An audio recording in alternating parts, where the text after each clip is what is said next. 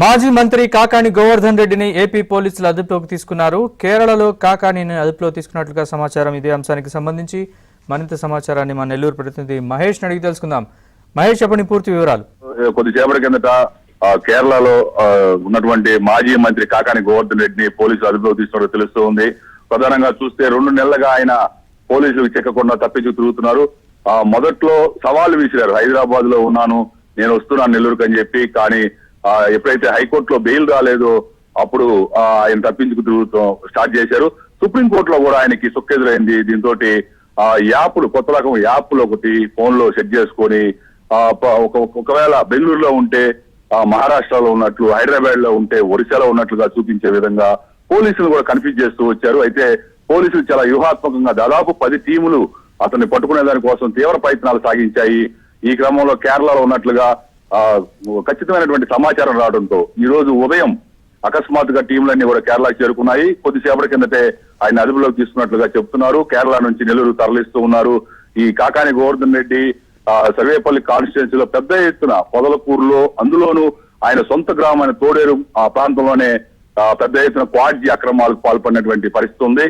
దాదాపు జగన్ ప్రభుత్వ హయాంలో 200 కోట్లకు పైగా క్వాడ్జీని తవ్వి ఇతర దేశాలకు తరలించినటువంటి పరిస్థితి.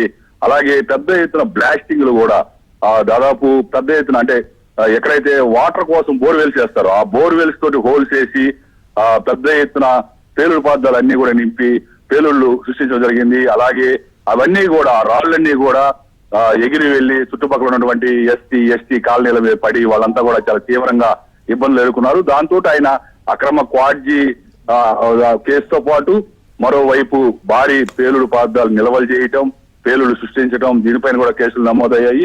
అలాగే అక్కడ చుట్టుపక్కల ఎస్సీ గ్రామాల ప్రజలందరూ కూడా ఇబ్బందులు పడ్డారు కాబట్టి అట్రాసిటీ కేసులు కూడా నమోదయ్యాయి. ఈ క్రమంలో ఆయనకి హైకోర్టులో బెయిల్ రాలేదు, అలాగే సుప్రీంకోర్టు కూడా బెయిల్ ఇవ్వలేదు.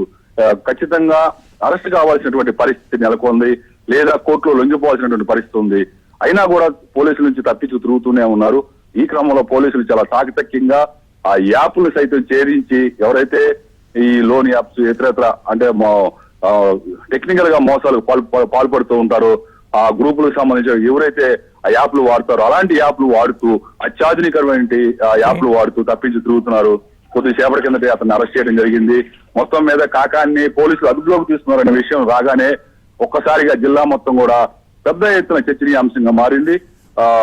రేపు ఉదయానికి నెల్లూరు చేరుకునే అవకాశాలు ఉన్నాయి. అలాగే రేపు కొంత విచారించి తర్వాత కోర్టులో కూడా జడ్జి ముందు హాజరుపెట్టే అవకాశాలు ఉన్నాయి. జైలుకి వెళ్లే పరిస్థితి ఉంది.